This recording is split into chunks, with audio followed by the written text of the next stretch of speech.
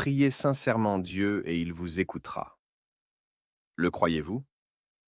Si vous vous sentez impuissant à cause du stress dans votre vie, si vous souffrez d'une maladie et vous vous sentez malheureux, et si vous rencontrez des difficultés dans votre foi et ne savez pas comment les résoudre, ne vous inquiétez pas.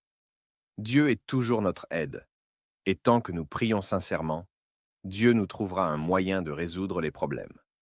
Le Seigneur Jésus a dit, tout ce que vous demanderez avec foi par la prière, vous le recevrez.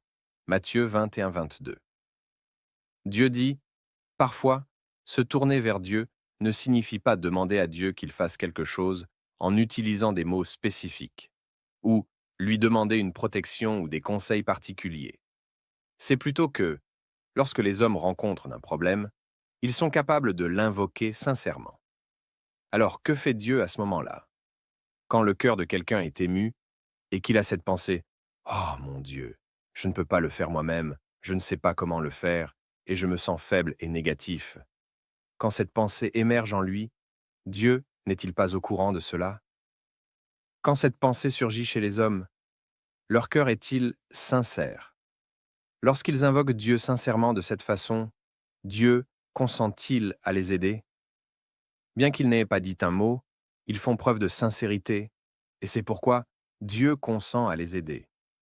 Lorsque quelqu'un rencontre une difficulté particulièrement épineuse, quand il n'a personne vers qui se tourner, et quand il se sent particulièrement démuni, il place son seul espoir en Dieu. Comment sont ses prières? Quel est son état d'esprit? Est-il sincère?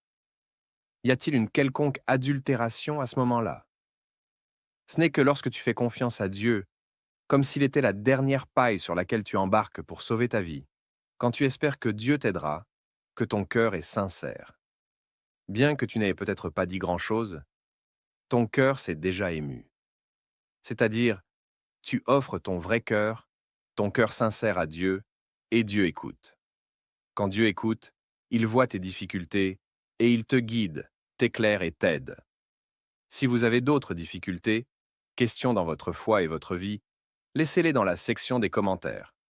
Nous aimerions prier pour vous et vous inviter à rejoindre le groupe de réunion de prière en ligne gratuitement. Le lien est dans mon profil.